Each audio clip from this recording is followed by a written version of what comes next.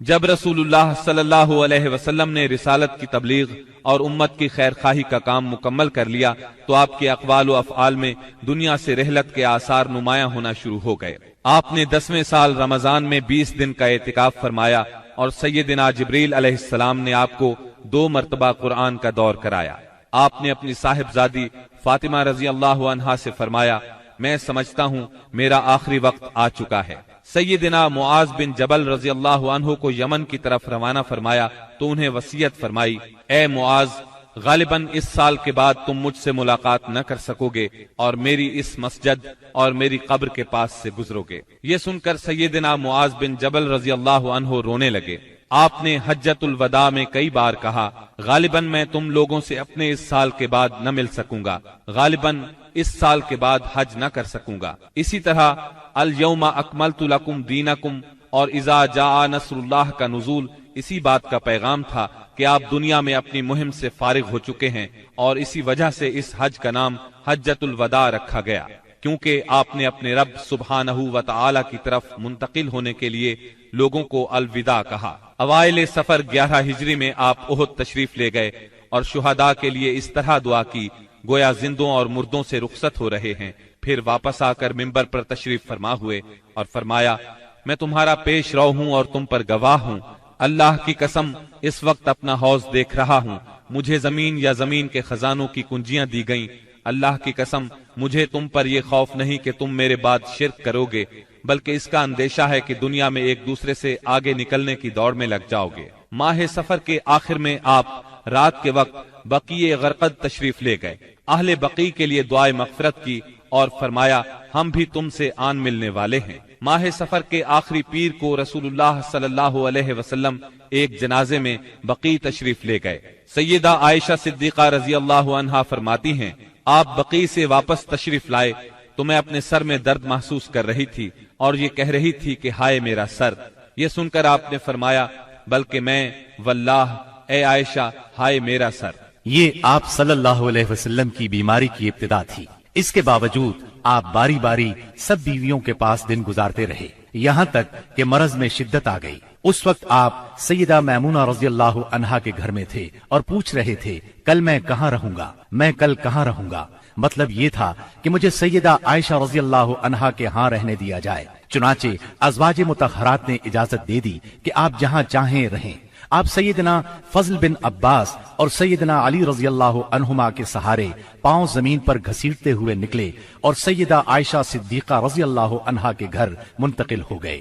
سیدہ عائشہ صدیقہ رضی اللہ عنہا فرماتی ہیں، جب آپ میرے گھر تشریف لائے اور بیماری نے زور پکڑا تو آپ نے فرمایا، مجھ پر 7 مشکیزیں پانی ڈالو جن کا بندھن نہ کھولا گیا ہو، تاکہ میں لوگوں کو وصیت کر سکوں۔ چنانچہ ہم نے آپ کو سیدہ حفصہ رضی اللہ عنہا کے ایک لگن میں بٹھا کر مشکیزوں سے پانی ڈالا، یہاں تک کہ آپ نے ارشاد فرمایا، بس بس لوگوں تم نے کام پورا کر دیا۔ اس وقت آپ نے کچھ تخفیف محسوس کی اور مسجد میں تشریف لے گئے۔ سر پر پٹی بندھی ہوئی تھی، منبر پر فروکش ہوئے اور بیٹھ کر خطبہ دیا اور لوگوں کو وصیت فرمائی، تم سے پہلے جو لوگ تھے وہ اپنے انبیاء اور بزرگوں کی قبروں کو سجدہ گاہ بنا لیتے تھے، تم لوگ قبروں کو سجدہ گاہ نہ بنانا، میں تمہیں اس سے منع کرتا ہوں۔ اور فرمایا، یہود و نصارہ پر اللہ کی لعنت، انہوں نے اپنے انبیاء کی قبروں کو سجدہ گاہ بنایا۔ مزید فرمایا، تم لوگ میری قبر کو بت نہ بنانا کہ اس کی پوجا کی جائے۔ پھر آپ نے خود کو قصاص کے لیے پیش کیا، انصار کے متعلق خیر کی وصیت فرمائی۔ پھر فرمایا، ایک بندے کو اللہ نے اختیار دیا کہ وہ دنیا کی چمک دمک اور زیب و زینت میں سے جو چاہے لے لے، یا اللہ کے پاس جو کچھ ہے اس کو اختیار کرے، تو اس بندے نے اللہ کے پاس جو کچھ ہے اس کو اختیار کیا ہے۔ سیدنا ابو سعید خدری رضی اللہ عنہ فرماتے ہیں، یہ سن کر ابو بکر صدیق رضی اللہ عنہ رونے لگے اور فرمایا، ہم اپنے ماں باپ کے ساتھ آپ پر قربان۔ ابو سعید خدری رضی اللہ عنہ فرماتے ہیں، ابو بکر صدیق رضی اللہ عنہ کی اس بات پر ہمیں حیرت ہوئی، لیکن چند دن بعد معلوم ہوا کہ جس بندے کو اختیار دیا گیا تھا وہ خود رسول اللہ صلی اللہ علیہ وسلم تھے، اور ابو بکر ہم سب سے زیادہ صاحب علم تھے کہ بات کو اسی وقت سمجھ گئے تھے۔ اس کے بعد رسول اللہ صلی اللہ علیہ وسلم نے ابو بکر صدیق رضی اللہ عنہ کی تعریف کی اور ان کے دروازے کے سوا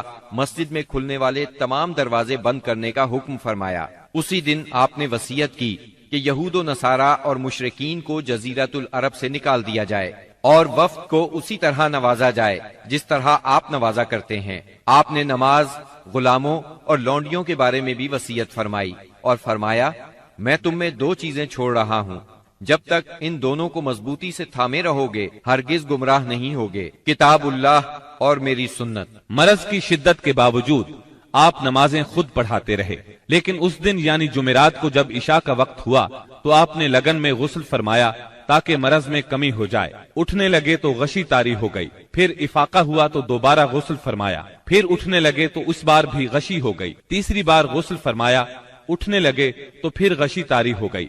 آخر آپ نے ابو بکر صدیق رضی اللہ عنہ کو کہلا بھیجا کہ وہ لوگوں کو نماز پڑھائیں۔ چنانچہ اس وقت سے بقیہ ایام میں ابو بکر صدیق رضی اللہ عنہ نے نماز پڑھائی۔ آپ کی حیات مبارکہ میں ابو بکر صدیق رضی اللہ عنہ نے 17 نمازیں پڑھائیں۔ ہفتہ یا اتوار کو رسول اللہ صلی اللہ علیہ وسلم نے کچھ افاقہ محسوس فرمایا، چنانچہ 2 آدمیوں کے سہارے سے ظہر کی نماز کے لیے تشریف لے آئے۔ اس وقت سیدنا ابو بکر صدیق نماز پڑھا رہے تھے۔ آپ کی آمد کو محسوس کرتے ہی ابو بکر صدیق پیچھے ہٹے، لیکن آپ نے اشارے سے روک دیا اور پھر ابو بکر صدیق رضی اللہ عنہ کے پہلو میں بیٹھ کر نماز پڑھائی۔ اس نماز کی صورت یہ تھی کہ آپ کو دیکھ کر ابو بکر صدیق اور ابو بکر صدیق کو دیکھ کر دوسرے لوگ نماز کے ارکان ادا کرتے جاتے تھے۔ 12 ربیع الاول پیر کے دن حجرہ مبارک سے آپ نے پردہ اٹھا کر دیکھا تو صحابہ فجر کی نماز میں خشوع اور خضوع سے مشغول تھے۔ یہ منظر دیکھ کر آپ خوشی سے مسکرا دیے۔